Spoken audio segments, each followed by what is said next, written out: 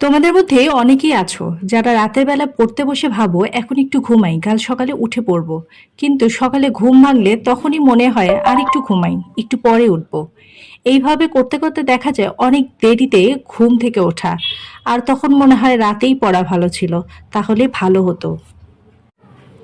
স্বপ্নকে বড় করে দেখো, ভাবনা নয়, বাস্তবতায়। তোমার ভেতরে যে স্বপ্ন আছে তাকে ছোট করে দেখো না, তাকে বড় করে ভাবতে শেখো, গুরুত্ব দাও, গুরুত্ব দিয়েই কাজ শুরু করো। আমি একটা উদাহরণ দিচ্ছি। ধরো রাতে তুমি ঘুমিয়েছো, পরের দিন খুব সকালে উঠতে হবে। এমন সময় তোমার বন্ধু ফোন দিল, দোস্ত কাল সকালে ম্যাচ আছে, ভুলে যাস না, ভোরে মাঠে আসিস। এমন কথা শোনার পর দেখবে তোমার ঘুম আর রাতে আসছে না। কেন জানো? কারণ তোমার মনে থাকবে ঘুম তো পরের কথা, কিন্তু এই ম্যাচটা মিস করলে আফসোসের শেষ থাকবে না। এই অনুভূতির নামই হচ্ছে ম্যাটার অফ ইন্টারেস্ট। পড়াশোনাকে আরো আগ্রহী করে তুলতে হলে তোমাকে বেশ কিছু জিনিস মনে রাখা উচিত। তুমি খেলার জন্য যেমন আগ্রহে ভরে উঠো, তেমন পড়াশোনার ক্ষেত্রেও যদি মন থেকে ইচ্ছা আসে, তাহলে ঘুম, অলসতা এবং সময়ের অভাব কোনোটাই বাধা হয়ে দাঁড়াবে না। সবসময় তোমার হাতে একটি নোটবুক রাখো। সেই নোটবুকে লিখে রাখো তোমার স্বপ্ন, তোমার লক্ষ্যগুলো। যেমন 2026 সালে তুমি এই কোর্সটা করবা, 2027 সালে তোমার টার্গেট এটা হবে, 2028 সালে তুমি বিশ্ববিদ্যালয়ে চান্স পাবা, 2029 সালে তোমার এটা অ্যাচিভমেন্ট করতে হবে এবং 2030 সালে তোমাকে একটা ভালো জব পেতে হবে। এইভাবে তোমার লাইফটা, তুমি টার্গেটগুলোকে লিখে রাখো। এই লক্ষ্যের পিছনে ছুটতে গেলে তোমার মনে হবে ঘুম নয়, কাজ করাই এখন জরুরি। রাতের ঘুমের যখন চোখ বন্ধ হয়ে আসবে, তোমার নিজের ভেতরে কণ্ঠ বলবে, তুমি না 2025 সালে চান্স পেতে চাইছিলা, তাহলে এখন ঘুমাচ্ছ কেন? এইভাবে ধীরে ধীরে তোমার ভিতরে আত্মপ্রেরণা জন্মাবে, আর তোমার অলসতা, ঘুম সব দূর হয়ে যাবে।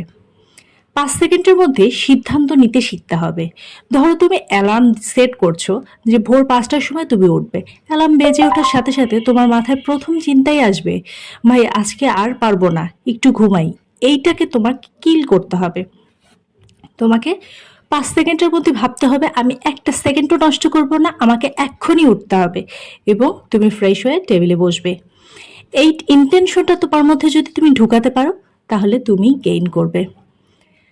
তাই সবসময় মনে রাখো, ঘুম ভাঙার পর প্রথম 5 সেকেন্ডেই সিদ্ধান্ত নিতে হবে, না হলে শয়তান তোমার মাথায় বলবে, তুই একটু ঘুমা ভাই, সমস্যা নেই, 10 মিনিট পরে উঠিস। আর তুমি সেই ফাঁদে যদি পা দাও, তাহলে তোমার লাইফটা শেষ।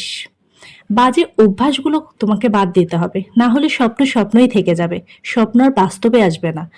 আমাদের অনেকেরই অভ্যাস রাত জেগে চ্যাটিং করা, ফেসবুক দেখে ইউটিউবে সময় নষ্ট করা, মেসেজিং করা।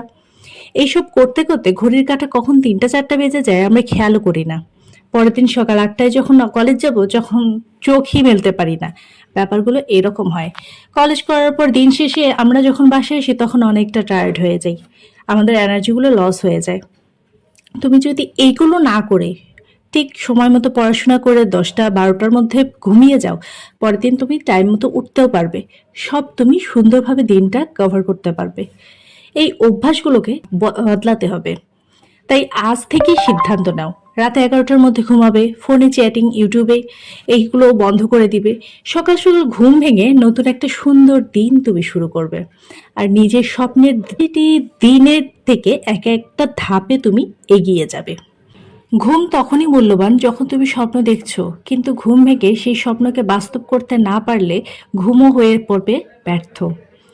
ভিডিওটি কেমন লাগলো অবশ্যই লাইক, কমেন্ট, শেয়ার করে জানাবে। আর নেক্সট ভিডিও দেখার জন্য অবশ্যই জানাবে তোমার কোন ধরনের ভিডিওগুলো ভালো লাগে। আজ এ পর্যন্তই, ভালো থাকো।